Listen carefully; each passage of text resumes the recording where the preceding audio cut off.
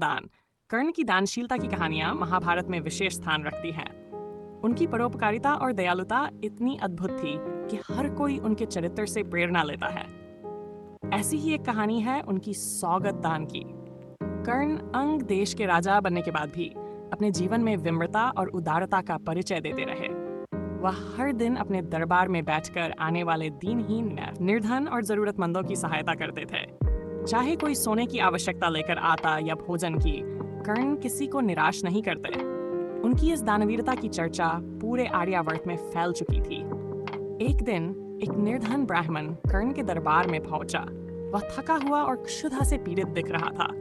उसने कर्ण से प्रार्थना की, हे महादानी कर्ण, मैं आपकी दानशीलता के बारे में सुनकर यहाँ आया हूँ।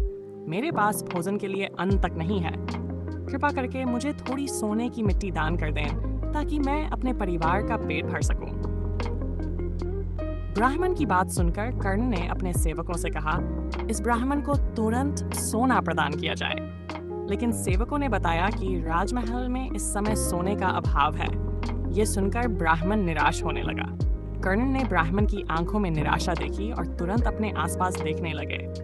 उन्होंने दरबार के बाहर अपनी भूमि की ओर संकेत करते हुए कहा, यह पूरी भूमि मेरी है। मैं इसे आपको दान करता हूँ। आप इसमें से जितनी मिट्टी चाहें ले सकते हैं।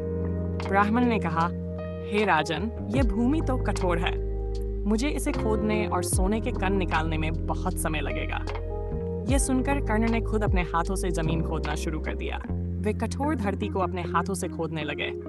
उनकी हथेलियां घायल हो गई, पर वे रुके नहीं। अंततः उन्होंने मिट्टी में छिपे सोने के कण निकालकर ब्राह्मण को सौंप दिए। ब्राह्मण ने उनकी इस दानशीलता और परिश्रम को देखकर कहा, हे दानवीर, आप जैसे परोपकारी इस संसार में विरले ही होते हैं। आपने न केवल मेरी सहायता की, बल्कि अपने श्रम से ये साबित किया कि आप दान को केवल औपचारिकता नहीं मानते, बल्कि इसे अपना धर्म समझते हैं। कर्ण मुस्कुराए और बोले, दान का असली अर्थ तभी पूर्ण होता है जब दाता खुद कष्ट उठाकर देता है। मेरे लिए आपकी संतुष्टि ही सबसे बड़ा इनाम है। ये घटना कर्ण की दानशीलता और उनकी मानवीयता का अद्भुत उदाहरण है। उनकी उदारता न केवल धन बल्कि श्रम और मानवीयता से भी प्रेरित थी। इसी कारण कर्ण को दानवीर कहा गया। उनका जीवन हमें सिखाता है कि सच्ची दानशीलता तब होती है जब दाता अपना सर्वस्व देकर भी खुश रहे। वाह,